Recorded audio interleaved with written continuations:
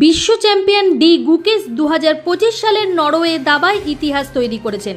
Classical time ফরম্যাটে প্রাক্তন বিশ্ব চ্যাম্পিয়ন এবং বিশ্বের 1 নম্বর ম্যাগনাস কার্লসেনকে পরাজিত করে তিনি তার কেরিয়ারের সবচেয়ে বড় জয়টি রেকর্ড করেন। কার্লসেন বেশিরভাগ খেলায় আধিপত্য বিস্তার করেছিলেন।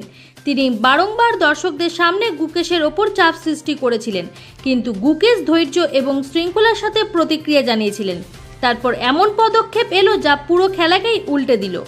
ডি গুকেশ পুরো ম্যাচ জুড়ে শান্ত এবং সংযত ছিলেন। তিনি কেবল খেলায় জেতেননি, বরং মনও জয় করেছেন। ম্যাচ শেষ হলে কোচ গ্রজেগর্জ গাজেভস্কি মুষ্টিবদ্ধভাবে তাকে অভিনন্দন জানান। এই সেই গুকেশ যিনি টুর্নামেন্টের প্রথম রাউন্ডে কার্লসেনের কাছে হেরেছিলেন, কিন্তু এখন তিনিই সেই খেলোয়াড়কে পরাজিত করেছেন, এবং তাও ক্লাসিক্যাল ফরম্যাটে।